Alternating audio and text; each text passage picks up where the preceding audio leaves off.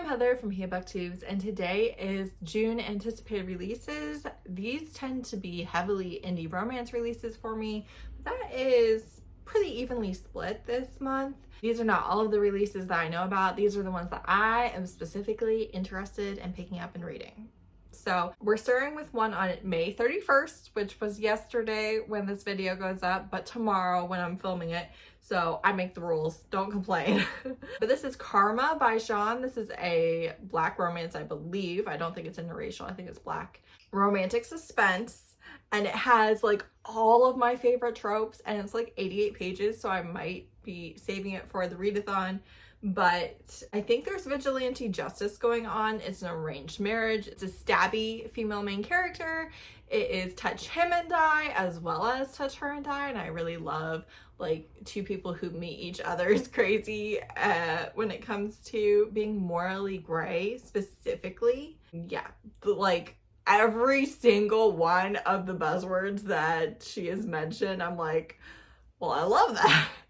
I love that. That's my favorite thing. So I definitely plan on picking this up from KU. Then on the 4th, Leather and Lark, which is the Ruinous Love Trilogy #2 by Brynne is out. A lot of people have this early because bookstores messed up somehow, but it does come out on the 4th officially. And I really enjoyed the first one. It did ruin ice cream, kind of, and I've heard specifically from the mouth of the author that this book ruins pizza, so I am scared. But this is dark serial killer rom-com, quite funny. I really like the banter, really like the relationship dynamic. This is the brother of the male main character in the first book and the best friend of the female main character in the first book, and this is a marriage of convenience, which is arguably my favorite trope. And I think they both kill people, but maybe not. We're gonna find out. I am thrilled. I will have to wait for this in the library. There's no chance I will get to read it in June, but I will read it at some point, best believe. Then also on the 4th, I have Only Fan Service by Giraldo. This is a lgbtqia, oh my god, LGBTQIA+. I've never struggled to say that so much in my entire life. Author that is already on my TBR. I actually have known about the Amazing Readathon since January when I was asked to be a host. So I have been saving one of their books specifically for the readathon, but they have another one coming out, so I didn't have to, but that's fine. This is a spin-off of their baseball series. This is the brother of one of the characters, I believe, in the second book. And this is a male-male romance with a bi-awakening, and it is slow burn. And I really like their writing, so I know I'm interested in it. Then on the 11th, my most anticipated release is The Woman by the Lake, which is Misted Pines #3 by Kristen. This is the third and final book in this series. It is interconnected, standalone romantic thrillers, romantic suspense, romances. It kind of depends on how you want to classify it, but Kristen Ashley called it a romantic thriller, at least the first one. It does still have a lot more romance than you're going to get in a non-romance book, but is more thriller-esque, I would assume. I haven't actually ever read a straight-up thriller, so I don't know, but that's what the author said. I just believe her. So this is a small town. The woman is coming to a cabin. She runs into her grumpy neighbor. Things happen. So I think they say that it's haunted, but I think we're gonna have a live human culprit. What is that word called? I don't know. I think it's a live human. That's the problem. Also on the 11th, I have One and Done by Frederick.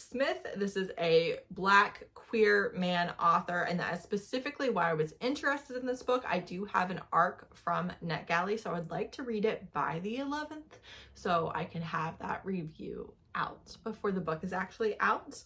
But I don't remember what this is about. It's not horribly long though. I think it's like 250 pages, which makes me happy. One and done. All right, so he is a Black and openly queer university president, and he gets 1 day a week to have a life. And then this other guy is reluctantly returns to the Bay Area, which is his hometown.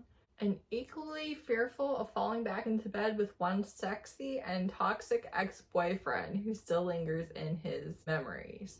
One chance encounter, one night of passion. Will Taylor and Dustin leave it one and done? So I don't know. I don't think that it's a second chance. Like, I don't think he's the ex-boyfriend. I don't know. I don't know what's happening. But it's 218 pages. And yeah, I always appreciate when a male book is written by a queer male author. So I'm excited about that one. Then on the 25th, I have Saints of Storm and Sorrow by Gabriella Buba. This is another queer author, and this is a Filipino-inspired fantasy. It's political fantasy. It does have a sapphic romance in it, but I don't think it's going to classify as romance. This is a fantasy with a romance in it, as far as I know.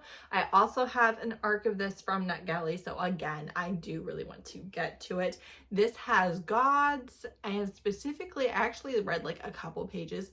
The main character has a very powerful storm magic, but it's too powerful and it's considered like a curse instead of a blessing, and specifically the goddess is always like trying to get her to create storms, and it is very anti-colonization, and that is like a big theme right when you open the book. They are being chased down by the colonizers fleet, and she's having to resist like using the storm because it does more harm than good. And then lastly, by July 1st, so probably in June, but worst case scenario, July 1st, Sugar Coated Kisses by Lady Marie is coming out. This is the third book in their Sugar and Spice series, which is a sugar baby series. I think the main character will also be a sugar baby, but maybe not.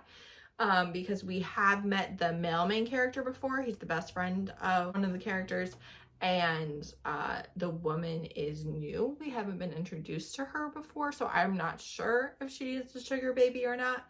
But this has a masquerade, and I'm really excited about that, and I really enjoy Lady Marie's writing, so there's no doubt in my mind that I will pick this up very close, if not on release day. So that's it. Those are the books I'm excited about that are coming out in or very close to the month of June. Let me know if you have read, probably haven't, they're not out yet, or want to read any of these, and let me know any June releases that you're really excited about that maybe I didn't talk about. Thanks so much for watching. Bye.